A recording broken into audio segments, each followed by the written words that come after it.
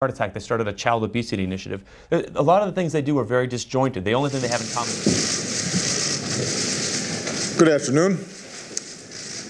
Let me begin by once again thanking Chancellor Merkel and the people of Bavaria and Germany for their extraordinary hospitality here at the G7. My stay here has been extraordinary. I wish I could stay longer.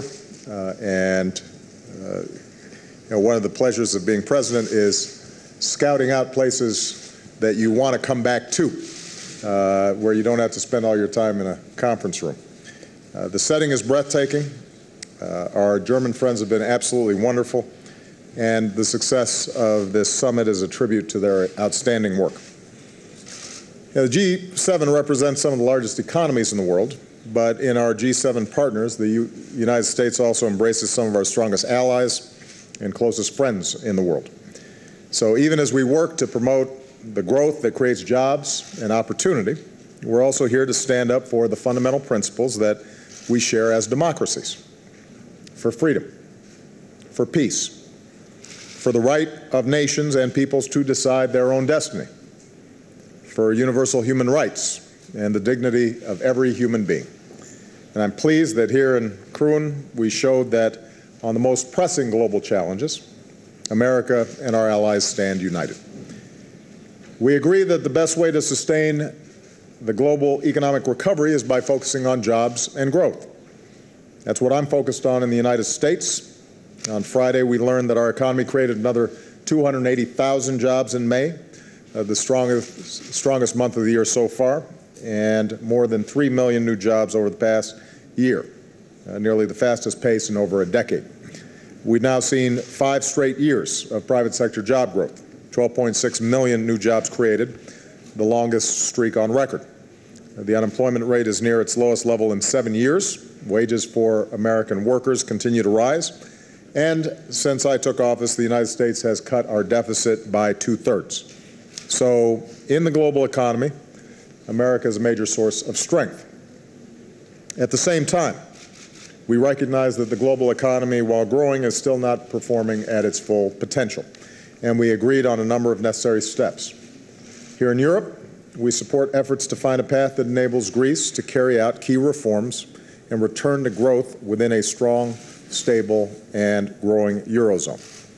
I updated my partners on our effort with Congress to pass trade promotion authority so we can move ahead with TPP in the Asia-Pacific region and TTIP here in Europe. Agreements with high standards to protect workers, public safety, and the environment. We continue to make progress toward a strong global climate agreement this year in Paris.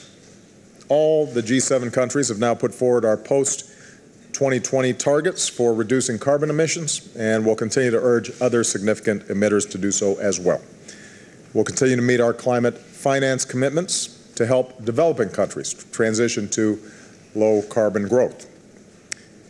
As we've done in the U.S., the G7 agreed on the need to integrate climate risks into development assistance and investment programs across the board, and to increase access to risk insurance to help developing countries respond to and recover from climate-related disasters.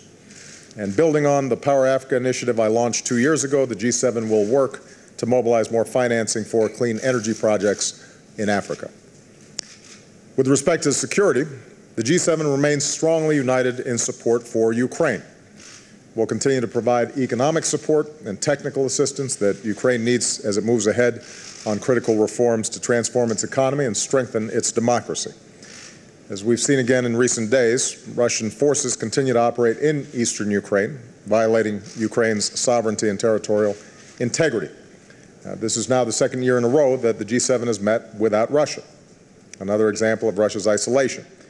And every member of the G7 continues to maintain sanctions on Russia for its aggression against Ukraine. Now, it's important to recognize the Russian economy has been seriously weakened. The ruble and foreign investment are down. Inflation is up. The Russian central bank has lost more than $150 billion in reserves. Russian banks and firms are virtually locked out of the international markets. Russian energy companies are struggling to import the services and technologies they need for complex energy projects. Russian defense firms have been cut off from key technologies. Russia is in deep recession. So Russia's actions in Ukraine are hurting Russia and hurting the Russian people. Here at the G7, we agreed that even as we will continue to seek a diplomatic solution, sanctions against Russia will remain in place so long as Russia continues to violate its obligations under the Minsk agreements. Our European partners reaffirmed that they will maintain sanctions on Russia until the Minsk agreements are fully implemented, which means extending the EU's existing sectoral sanctions beyond July. And the G7 is making it clear that if necessary, we stand ready to impose additional significant sanctions against Russia. Beyond Europe, we discussed the negotiations over Iran's nuclear program, and we remain united heading into the final stages of the talks. Iran has a historic opportunity to resolve the international community's concerns about its nuclear program, and we agreed that Iran needs to seize that opportunity. Our discussions with Prime Minister Abadi of Iraq, President Khaled Essebsi of Tunisia, and President Buhari of Nigeria were a chance to address the threats of ISIL and Boko Haram. The G7 countries therefore agreed to work together and with our partners to further coordinate our counterterrorism efforts. As many of the world's leading partners in global development, joined by leaders of Ethiopia, Liberia, Nigeria, Senegal, and the African Union, we discussed how to maximize the impact of our development partnerships. We agreed to continue our landmark initiative to promote food security and nutrition, part of our effort to lift 500 million people in developing countries out of hunger and malnutrition by 2030. We'll continue to work with our partners in West Africa to get Ebola cases down to 0. And as part of our global health security agenda, I'm pleased that the G7 made a major commitment to help 60 countries over the next 5 years achieve specific targets to better prevent, detect, and respond to future outbreaks before they become epidemics. And finally, I want to commend Chancellor Merkel for ensuring that this summit included a focus on expanding educational and economic opportunities for women and girls. The G7 committed to expanding career training for women in our own countries and to increase technical and vocational training in developing countries, which will help all of our nations prosper. So again, I want to thank Angela and the people of Germany for their extraordinary hospitality. I leave here confident that when it comes to the key challenges of our time, America and our closest allies stand shoulder to shoulder. So with that, I will take some questions, and I will start off with Jeff Mason of Reuters. Thank you, Mr. President. After your meetings here, you mentioned Greece in your opening statement. Do you believe that the Europeans are being too tough on Greece in these talks? And what else needs to be done on both sides to ensure there's a deal and to ensure that there isn't the undue harm to financial markets that you've warned about? And on a separate and somewhat related topic, the French told reporters today that you said to G7 leaders that you're concerned that the dollar is too strong. What did you say exactly? And are you concerned that the dollar is too strong? First of all, don't believe unnamed quotes. I did not say that, and I make a practice of not commenting on the daily fluctuations of the dollar or any other currency.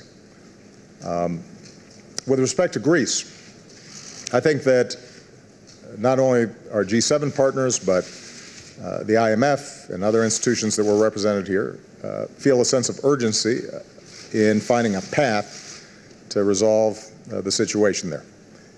And what it's going to require is Greece being serious about making some important reforms, not only to satisfy creditors, but more importantly to create a platform whereby the Greek economy can start growing again and prosper. And so the Greeks are going to have to follow through and make some tough political choices that will be good for the long term.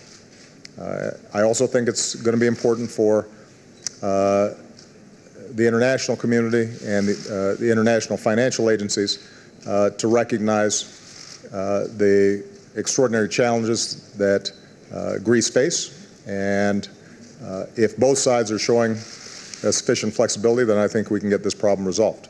But it will require some tough decisions for all involved, and we will continue to consult with all the parties involved to try to encourage that kind of outcome. Confident it'll happen before the deadline? I think that everybody wants to make it happen, and they're working hard to get it done. Nedra. Thank you, Mr. President. How frustrated are you that after you personally raised your concerns about cybersecurity with the Chinese president, that a massive attack on U.S. personnel files seems to have originated from China? Was the Chinese government involved? And separately, as a sports fan, can you give us your reaction to the FIFA bribery scandal? Thank you. With respect to FIFA, I cannot comment on a pending case by our Attorney General. I will say that in conversations I've had here in Europe, people think it is very important for FIFA to be able to operate with integrity and transparency and accountability. And so as the investigation and charges proceed, I think we have to keep in mind that although, football, soccer, depending on which side of the Atlantic you live on, is a game, it's also a massive business. It is a source of incredible national pride, and people want to make sure that it operates with integrity. The United States, by the way, since we keep on getting better and better at each World Cup, we want to make sure that a sport that's gaining popularity is conducted in a upright manner.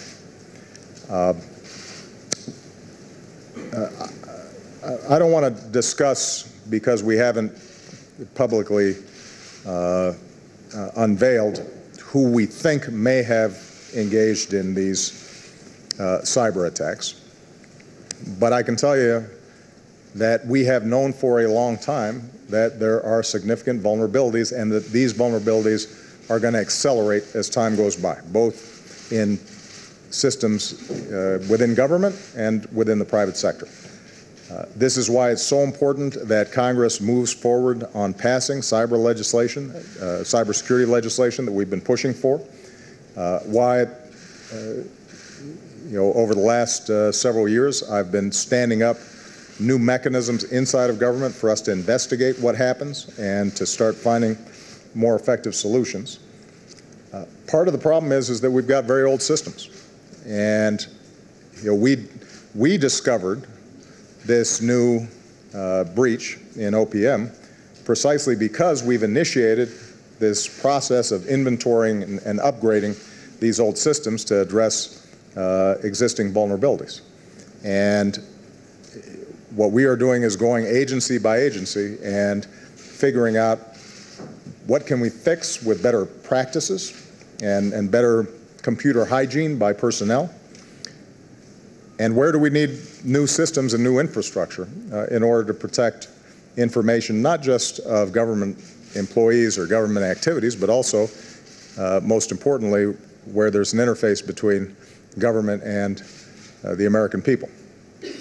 And this is going to be a big project, and we're going to have to keep on doing it because both state and non-state actors are sending everything they've got at trying to breach these systems. In some cases, it's non-state actors who are engaging in criminal activity and potential theft. In the case of state actors, they're probing for intelligence, or in some cases, trying to bring down systems in pursuit of their various foreign policy objectives. In either case, we're going to have to be much more aggressive, much more attentive than we have been, and this problem is not going to go away. It is going to accelerate. And that means that we have to be as nimble, as aggressive, and as well-resourced as those who are trying to break into these systems. Justin Sink. Thanks, Mr. President. I wanted to ask about two things that were on the agenda at the G7 this weekend. The first was the Islamic State. You said yesterday ahead of your meeting with Prime Minister Cameron that you'd assess what was working and what wasn't. So I'm wondering, bluntly, what is not working in the fight against the Islamic State. And in today's bilateral with Prime Minister Abadi, you pledged to step up assistance to Iraq. I'm wondering if that includes additional U.S. military personnel. Separately on trade, Chancellor Merkel said today that she was pleased you would get fast-track authority. I'm wondering if that means that you gave her or other leaders here assurance that it would go through the House. And if it doesn't, what does it say about your ability to achieve meaningful agreements with Congress for the remainder of your time in office? Well, on the latter question, I'm not going to hypothesize about not getting it done. I intend to get it done. And hopefully we're going to get a vote soon because I think it's the right thing to do. With respect to ISIL, we have made significant progress in pushing back ISIL from areas in which they had occupied or disrupted local populations. But we've also seen areas like in Ramadi where they're displaced in one place and then they come back in another. And they're nimble, and they're aggressive, and they're opportunistic. So one of the areas where we're going to have to improve is the speed at which we're training Iraqi forces. Where we've trained Iraqi forces directly and equipped them, and we have a train and assist posture, they operate effectively. Where we haven't, morale, lack of equipment, et cetera, may undermine the effectiveness of Iraqi security forces. So we want to get more Iraqi security forces trained, fresh, well-equipped, and focused.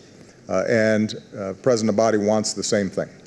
So we're reviewing a range of plans for how we might do that, essentially accelerating the number of Iraqi forces that are properly trained and equipped and have a focused strategy and good leadership. And when a finalized plan is presented to me by the Pentagon, then I will share it with the American people. It's not, we don't yet have a complete strategy because it requires commitments on the part of the Iraqis as well about how recruitment takes place, how that training takes place.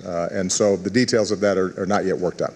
Is it fair to say that additional military personnel, U.S. military personnel, are part of what's under consideration? I think what is fair to say is that all the countries in the international coalition are prepared to do more to train Iraqi security forces if they feel like that additional work has been taken advantage of. And one of the things that we're still seeing is in Iraq, places where we've got more training capacity than we have recruits.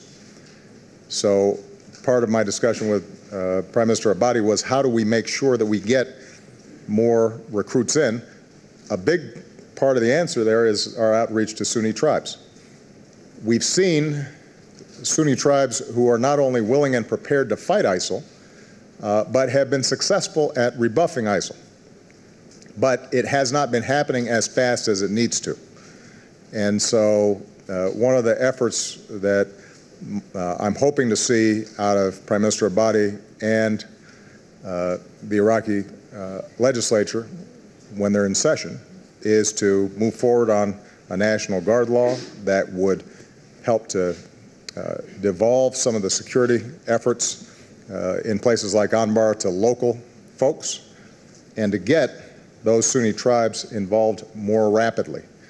This is part of what helped defeat AQI, the precursor of ISIL, during the Iraq War in 2006. Without that kind of local participation, even if you have a short-term success, it's very hard to hold those areas.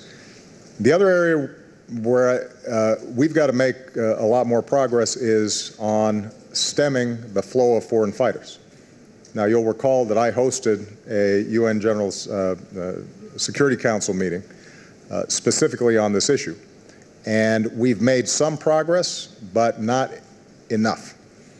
We are still seeing thousands of foreign fighters flowing into first Syria and then oftentimes ultimately into Iraq. And not all of that is preventable, but a lot of it is preventable if we've got better cooperation, better coordination, better intelligence, if we are monitoring what's happening at the Turkish-Syria border more effectively. This is an area where we've been seeking deeper cooperation with Turkish authorities who recognize it's a problem, but haven't fully ramped up the capacity they need. And this is something that I think we've got to spend a lot of time on. If we can cut off some of that foreign fighter flow, then we're able to isolate and wear out ISIL forces that are already there, because we're taking a lot of them off the battlefield. But if they're being replenished, then it doesn't solve the problem over the long term. The final point that I emphasized to Prime Minister Abadi is the political agenda of inclusion remains as important as the military fight that's out there. If Sunnis, Kurds, and Shia all feel as if their concerns are being addressed and that operating within a legitimate political structure can meet their need for security, prosperity, non-discrimination, then we're going to have a much easier time. And the good news is Prime Minister Abadi is very much committed to that principle, but obviously he's inheriting a legacy of a lot of mistrust between various groups in Iraq. He's having to take a lot of political risks. In some cases, there are efforts to undermine those efforts by other political factions within Iraq. And so we've got to continue to monitor that and support those who are on the right side of the issue there. Colleen Nelson. Thank you, Mr. President. You mentioned that the U.S. and its European allies have reached a consensus on extending the sanctions against Russia. Is there a consensus, though, about what specifically the next step should be if Russia continues to violate the Minsk agreement? And also, can you deter Russian aggression in other parts of Eastern Europe without a permanent U.S. troop presence? And separately, I wanted to ask you about the possibility that the court battle over your actions on immigration could extend late into your term. Do you think that there's anything more that you can do for the people who would have benefited from that program and now are in limbo? And how do you view the possibility of your term ending without accomplishing your goals on immigration?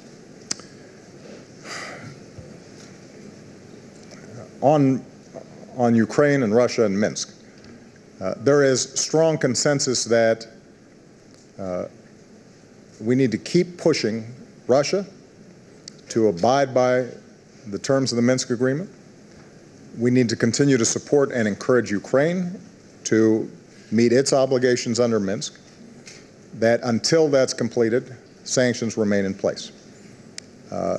There was discussion about additional steps that we might need to take if Russia, working through separatists,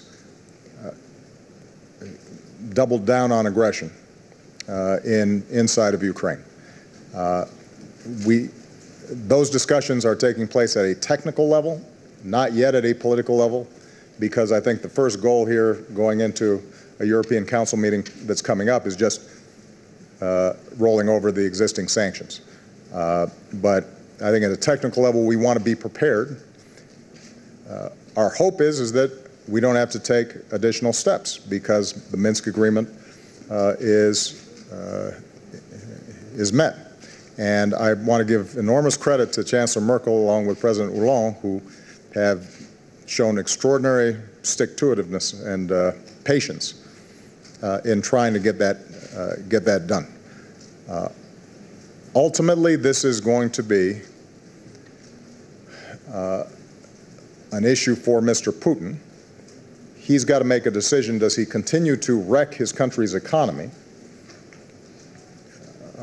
and continue Russia's isolation in pursuit of a wrong-headed desire to recreate the glories of the Soviet Empire? Or does he recognize that Russia's greatness does not depend on violating the territorial integrity and sovereignty of other countries?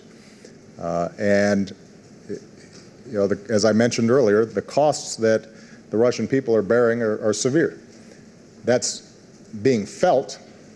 It may not always be understood why they're suffering because of state media inside of Russia and propaganda coming out of state media in Russia and to Russian speakers. But the truth of the matter is that the Russian people would greatly benefit. And ironically, one of the rationales that Mr. Putin provided for his incursions into Ukraine was to protect Russian speakers there. Well, the Russian speakers inside of Ukraine are precisely the ones who are bearing the brunt of the fighting. Their economies collapsed, their lives are disordered, many of them are displaced, their homes may have been destroyed. They're suffering. And the best way for them to stop suffering is if the Minsk agreement is fully implemented. Christy Parson, immigration. With respect to immigration, obviously I'm frustrated by a district court ruling that now is wending its way through the appeals process. We are being as aggressive as we can legally to first and foremost appeal that ruling and then to implement those elements of immigration executive actions that were not challenged in court.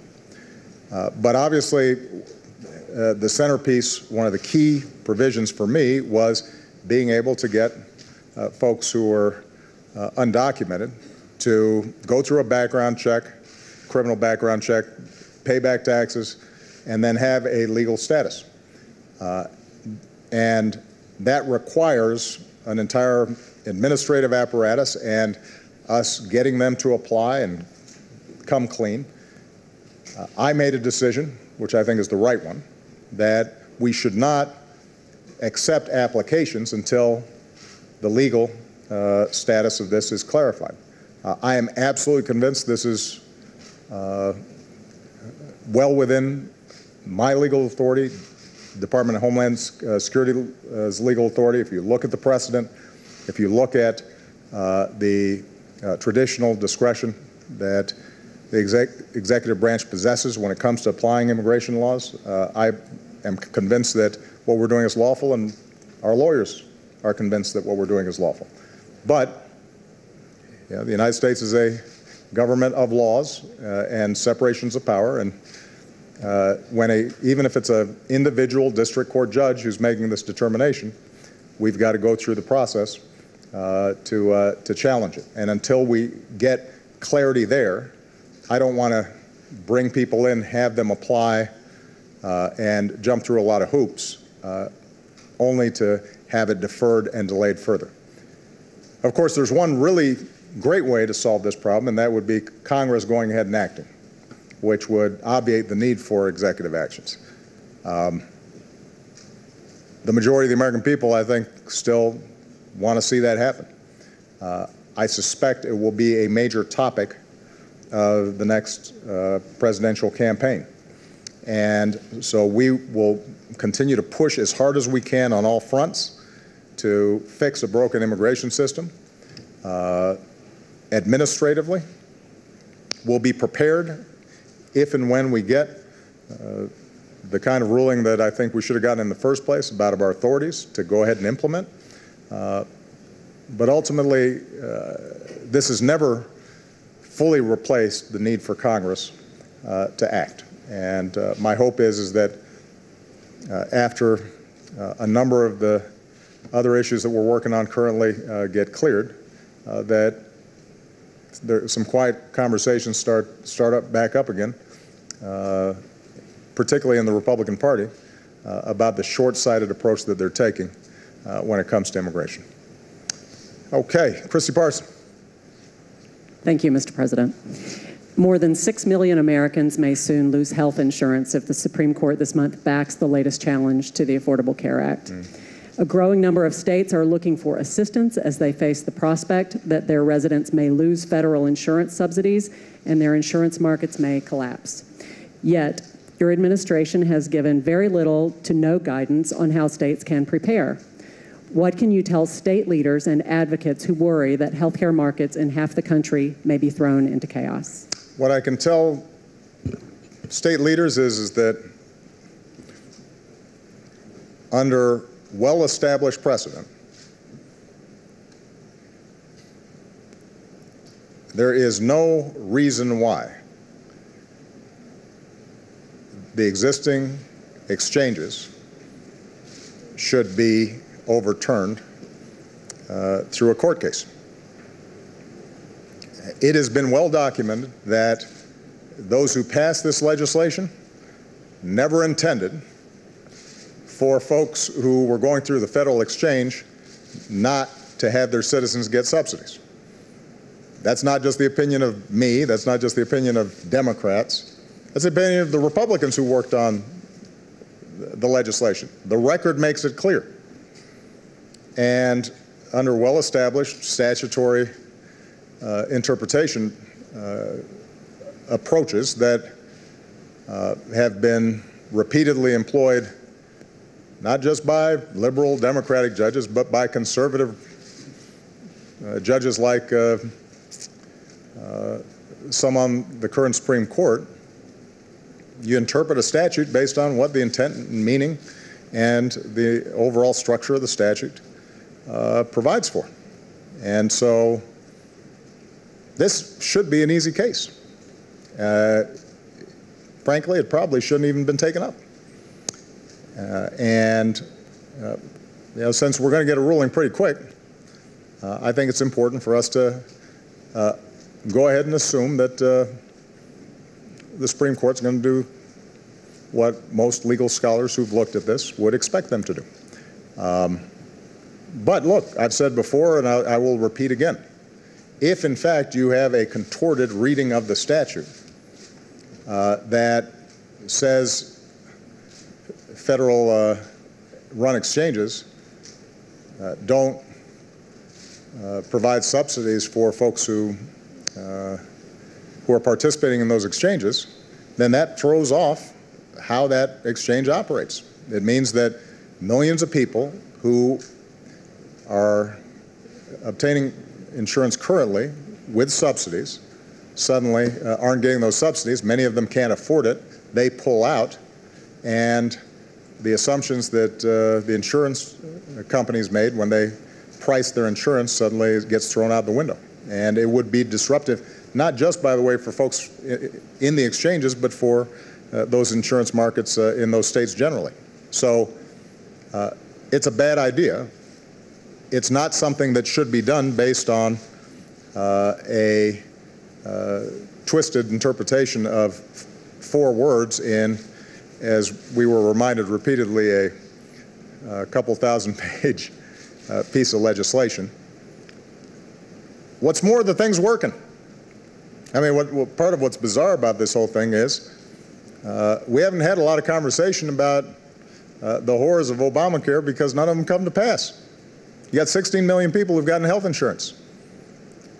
The overwhelming majority of them are satisfied with the health insurance.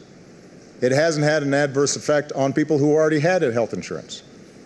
The only effect it's had on people who already had health insurance is they now have an assurance that they won't be prevented from getting health insurance if they've got a pre-existing condition, and they get additional protections with the health insurance that they do have.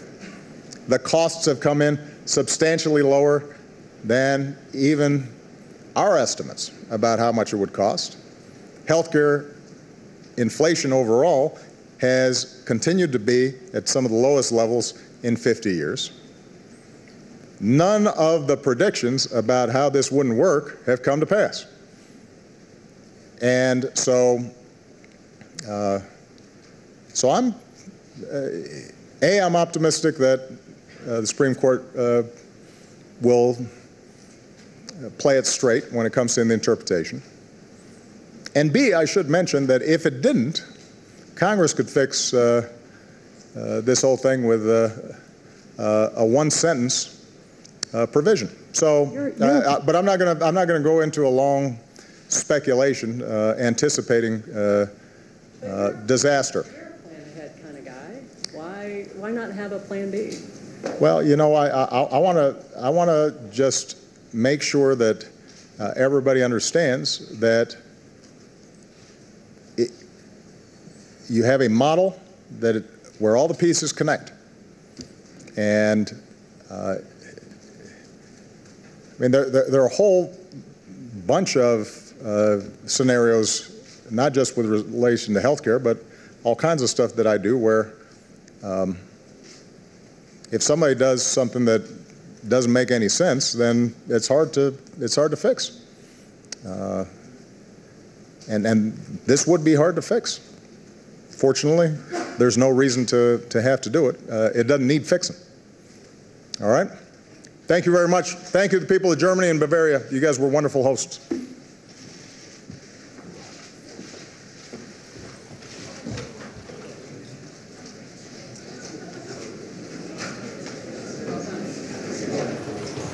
We're going to hold for 1